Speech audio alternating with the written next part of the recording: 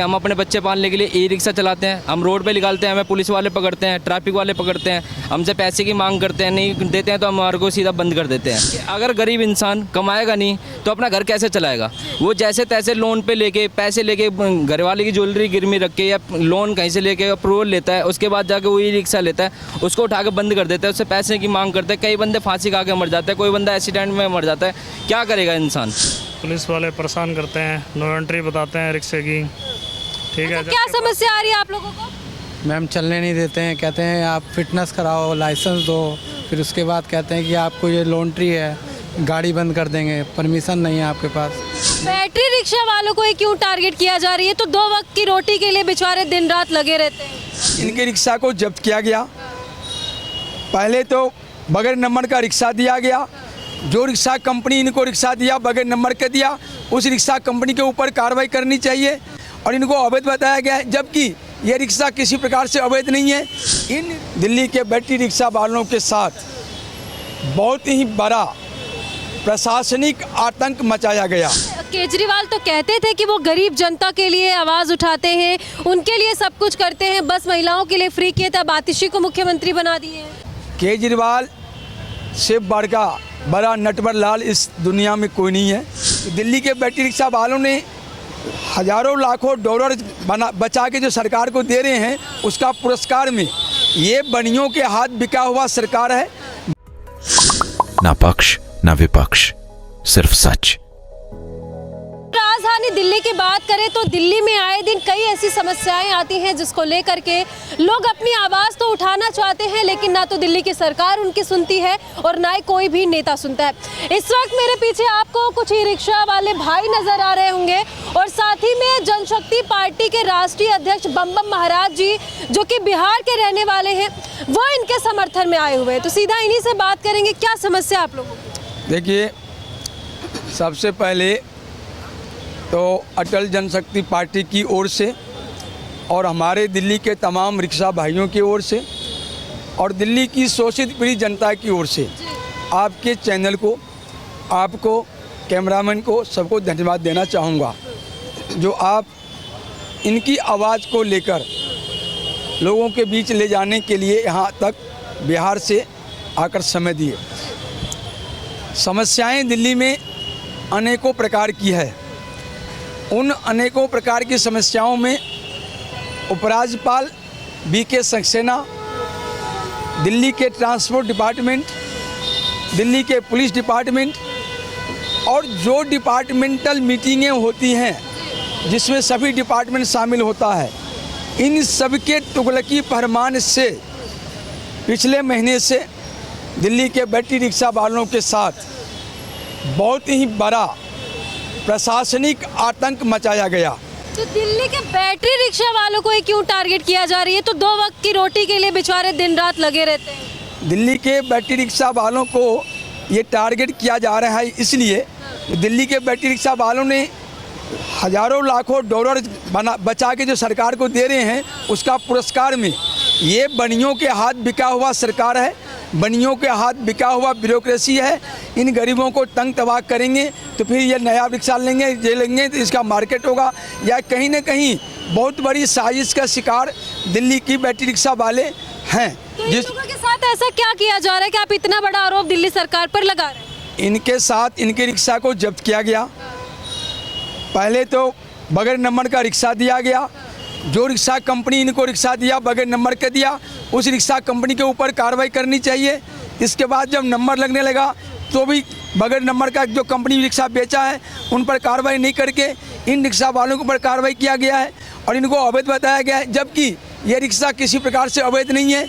इन rickshaw वालों के वजह से दिल्ली में सस्ती सवारी और सुरक्षित सवारी और बगैर किसी भी प्रकार का सवारियों के जान माल इज्जत पर हमला के ये रिक्शा वाले सवारी ढोते हैं, घर से मेट्रो तक लाते हैं, घर से बस स्टैंड तक लाते हैं, बस स्टैंड से घर तक इज्जत के साथ छोड़ जाते हैं। सर आपके पास आते एक बार जो रिक्शा वाले भाई हैं उनसे भी थोड़ा हम बात कर लेते हैं, क्या दिक्कत आ रही है आप लोगों को? पुलिस वाले परेशान करते हैं, नो एंट्री बताते हैं रिक्शे की। ठीक है, क्या समस्या आ रही है आप लोगों को? मैम चलने नहीं देते हैं, कहते हैं आप फिटनेस कराओ, लाइसेंस दो, फिर उसके बाद कहते हैं कि आपको ये लॉन्ड्री है, गाड़ी बंद कर देंगे, परमिशन नहीं है आपके पास।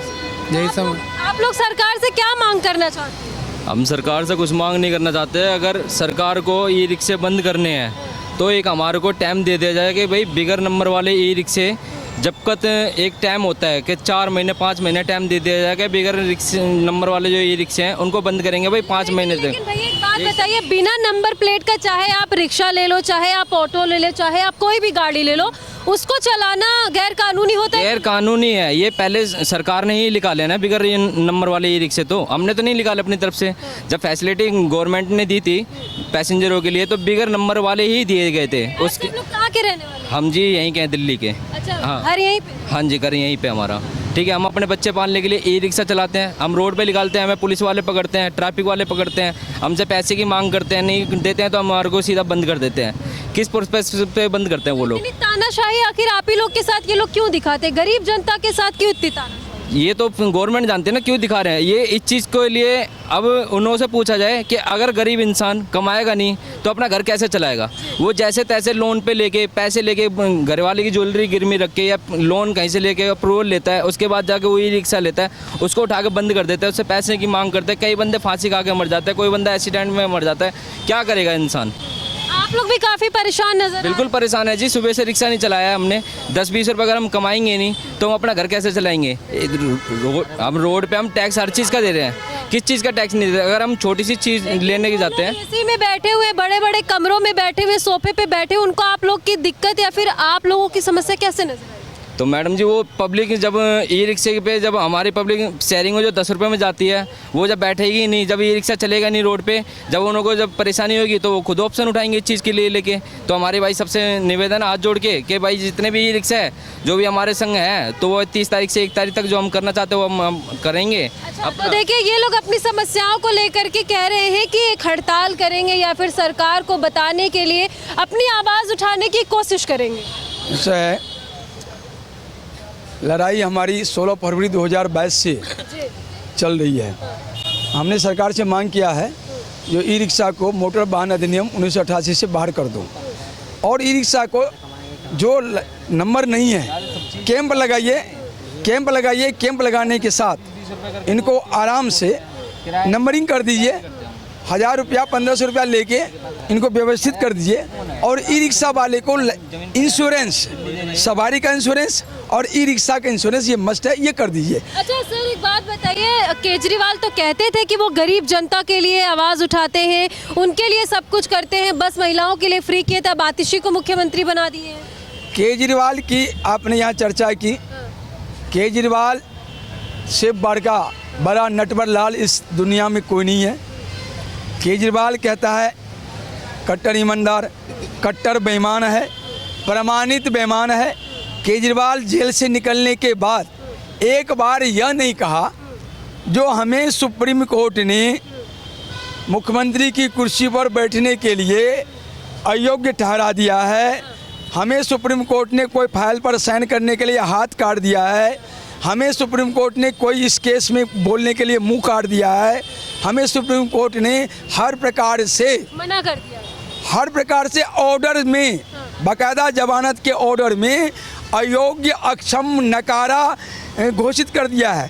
तो ये केजरीवाल आज तक जनता को नहीं बताने में हिम्मत नहीं किया, सुप्रीम कोर्ट के ऑर्डर को बताने का। जनता को गुमराह करने के लिए केजरीवाल अभी कहता है जनता कहेगा कौन ईमानदार है, हम ईमानदार हैं, हमें अब तो आतिशी को मुख्यमंत्री बनाए हैं ना, तो उनसे आप लोग आवाज़। आतिशी की बात ये बीके सक्सेना और केंद्र सरकार दिल्ली की दुर्गति के लिए इस आम आदमी पार्टी के द्वारा कराने के लिए जवाबदेह है।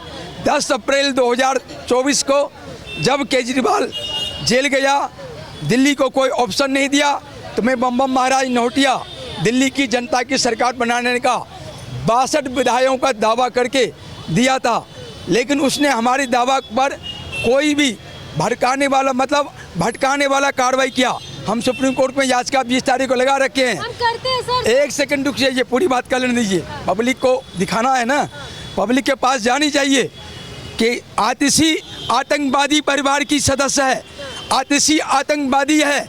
और क्या दावे के साथ कह सकता हूँ मंच पर खुले आपके साथ, जो आतंकवाद जब शपथ नहीं ले सकता है, अमृतपाल लोकसभा में चुनाव जीतकर MP का चुनाव जीता और एक जम्मू कश्मीर से कोई इंजीनियर लोकसभा का चुनाव जीता और वो जेल में था तो शपथ नहीं ले सकता, तो आतिशी एक आतंकवादी परिवार की सदस्य भी है, समर्थक भी है, तो उसको मुख्यमंत्री बनने का कौन सा अर्थ था?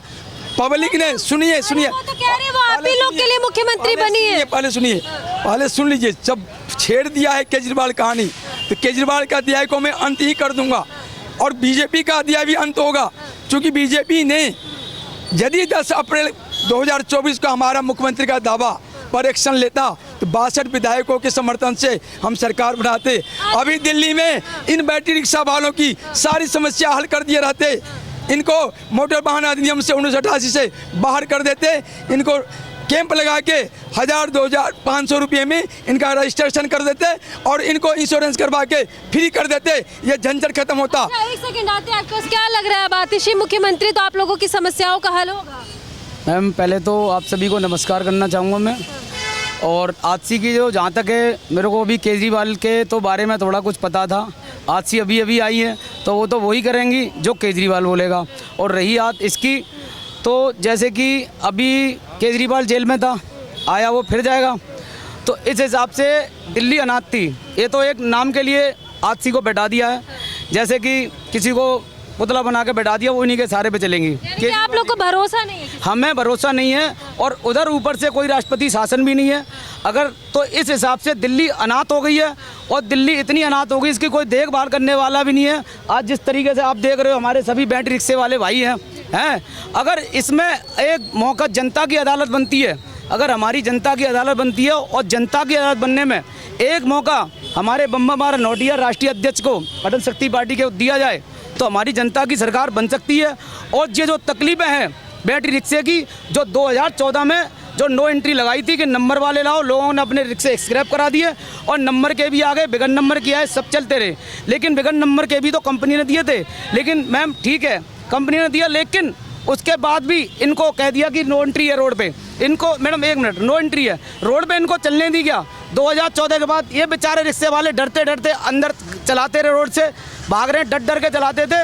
और इनकी नो एंट्री होने के बाद इनके पास ये बेचारे फिटनेस नहीं करा पाए, इंश्योरेंस नहीं करा पाए। तो मेरा कहना मतलब है इस पैडरिस को बिल्कुल माफ़ करा जाए और मोटर व्हीकल धारा 1918 से इसको बाहर निकाला जाए, जिसके बाहर निकालने के बाद इसको जैसे 1500-2000 रुपये इनसे लिया जाए, कैंप लगा के इसको विदाउट मतलब लाइसेंस के और विदाउट इसके नंबर के चलने दो। इनको एक MCD का जैसे नंबर तैयार के अपना 1500-2000 रुपये लेके, मैम एक सेकंड, जैसे इनका जैसे गाड़ी का 4 सवारी, एक ड्राइवर, 5 सवारी का इंश्योरेंस। सर वो तो हम सबको भी पता है, आप लोग इतना लंबा बताओगे तो लोग नहीं समझ पाएंगे। तो देखिए जिस तरीके से लोगों की समस्या ई रिक्शा को लेकर के उसकी आवाज़ ये लोग उठाना चाहते हैं, इनकी समस्याओं का समाधान हो, इसी उद्देश्य से हमने यह वीडियो बनाई। आगे आपकी क्या राय है कमेंट सेक्शन में जाकर के ज़रूर बताइए। आगे आपको ऐसी जानकारी देते रहेंगे। जय हिंद।